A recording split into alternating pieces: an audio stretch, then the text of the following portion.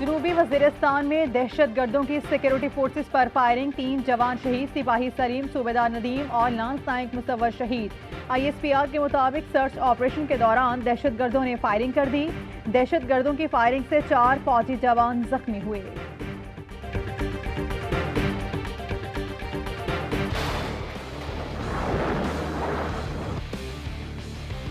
बच्चों का क्या होगा? ये कब तक सिलसिला चलता रहेगा? खुदा इससे निजात दिला दे।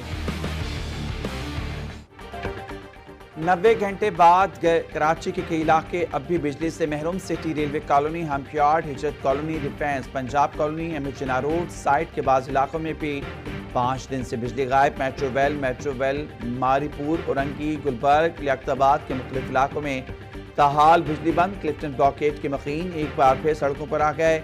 मुजाहिरीन में खवातीन और बच्चे हो चुके लोग बचा कुचा सामान समेटने में मसरूफ। नेशनल स्टेडियम का बड़ा हिस्सा पानी में डूबा रहा।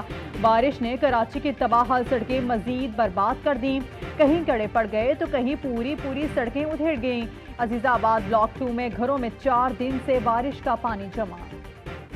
कॉस्वे या मौत का रास्ता, एक और लाश बरामद। तूफानी बारिश के बाद बिफरे रेलों ने कुरंगी कॉस्वे पर तबाही मचा दी। लोग भी डूबे, गाड़ियां और मोटरसाइकिलें भी बह गईं। डूबने वाले अफराद की तलाश के लिए रिश्तेदार रोजाना कॉस्वे पर आते हैं। एक शहरी का कहना है, पुप्पो की लाश मिल गई, भाई 6 दिन से लापता है, रोजाना ढूंढने आता हूं, कोई मेरी मदद करो। कुरंगी नदी में डूबी हुई 12 मोटरसाइकिलें निकाल ली गई। सिविक सेंटर को क्लियर कर दिया। मोहसिन भोपाली गोलीमार अंडरपास से भी पानी निकाल दिया गया। गिजरी अंडरपास से पानी निकालने का काम जारी। पाक फौज के जवान IH चंडीगढ़ रोड से बरसाती पानी निकालने में मसरूफ। नया नाजमाबाद से भी लोगों को रेस्क्यू किया गया।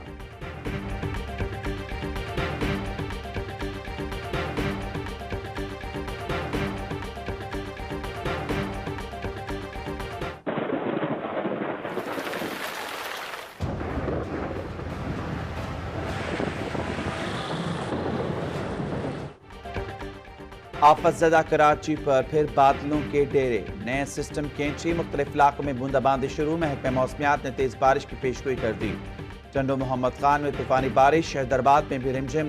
ठट्टा, बदीन समेत सिंध के दीगर शहरों में भी बादल जमकर बरसेंगे।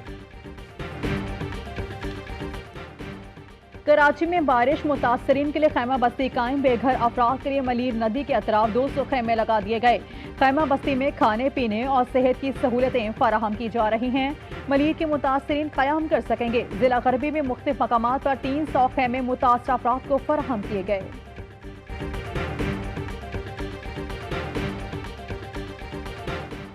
कराची में तूफानी बारिश से डिफेंस के कुछ हिस्से ज़िराब हैं। DHA एडमिनिस्ट्रेटर और इंतजामिया रिलीफ कामों में मसरूफ हैं। डिफेंस की मुख्तलिफ शाहराहों और गलियों से हैवी मशीनरी और पंप्स के जरिए निकासी आब का काम किया जा रहा है।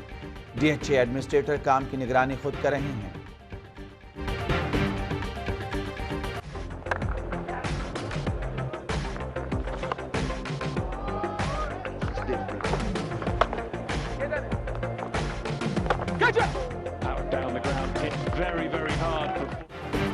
दूसरे T20 में इंग्लैंड के हाथों पाकिस्तानी टीम को 5 विकेटों से शिकस्त। ग्रीन शर्ट 196 को हदफ देकर भी नाकाम। इंग्लिश टीम ने 5 विकेटों के नुकसान पर स्कोर बासानी पूरा कर लिया। आयन मार्गन शानदार और धुआंधार बैटिंग 66 रन बनाकर मैन ऑफ द मैच करार। पाकिस्तानी बॉलर्स ने बल्लेबाजों की मेहनत पर पानी फेर दिया। हफीज और बाबर आजम की 50 रायगा गई। इंग्लिश टीम को सीरीज में 1-0 की नाकाबिल शिकस्त बढ़तरी हासिल। पहला T20 बारिश की नजर हो गया था। कप्तान बाबर आजम कहते हैं, हमने बहुत गलतियां की जिसकी वजह से शिकस्त हुई। बतौर कप्तान काफी चीजें देखने को मिली, आइंदा बेहतर करूंगा।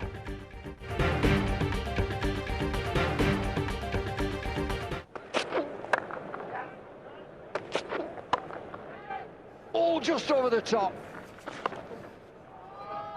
That's different. And you can play. Oh, she's gone for six. Bowlers आते रहे, इंग्लिश बल्लेबाजों से मार खाते रहे। हेड कोच और चीफ सिलेक्टर ड्रेसिंग रूम में बैठकर सर खुजाते रहे। मिसबाह उल हक कभी गैलरी में खड़े होकर फील्डर्स को इशारे करते, कभी बुरी बॉलिंग पर मुंह छुपा लिया।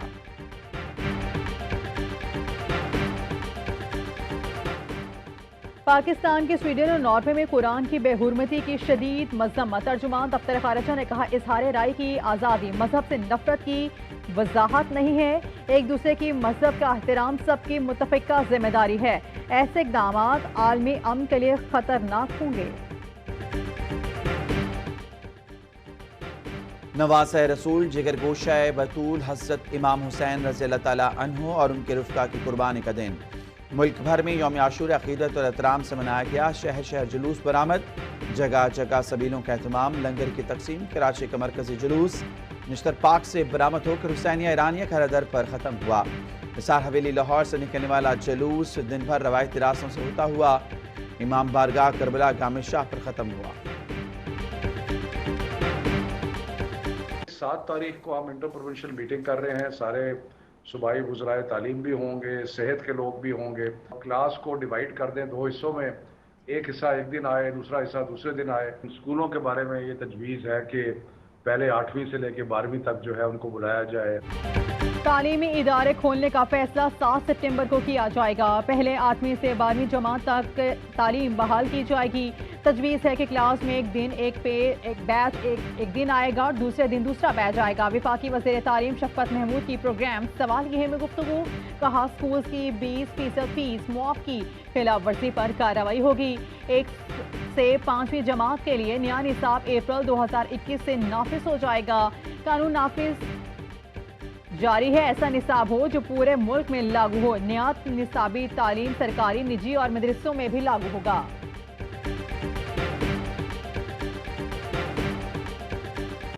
तकरीबन सुबह 8 बजे ये आग लगी थी।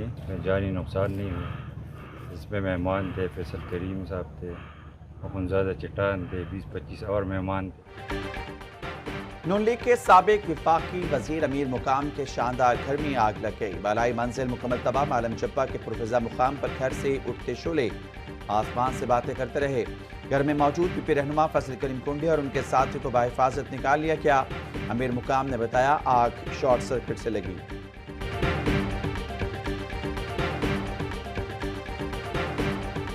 एक अपाहज बच्चे को देखा और देख के मैंने अपने दिल में आज़म कर लिया कि इस तरह मैं इंसानियत की खिदमत भी कर सकती हूँ। जब हम पोलियो के ड्रॉप लाने के लिए निकलते हैं तो हमें बहुत सी मुश्किलात का सामना करना पड़ता है।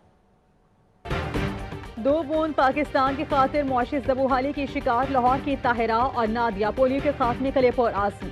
दोनों बच्चों को पोलियो से बचाव के कतरे पिलाने के साथ घर वालों की कफालत भी करती हैं।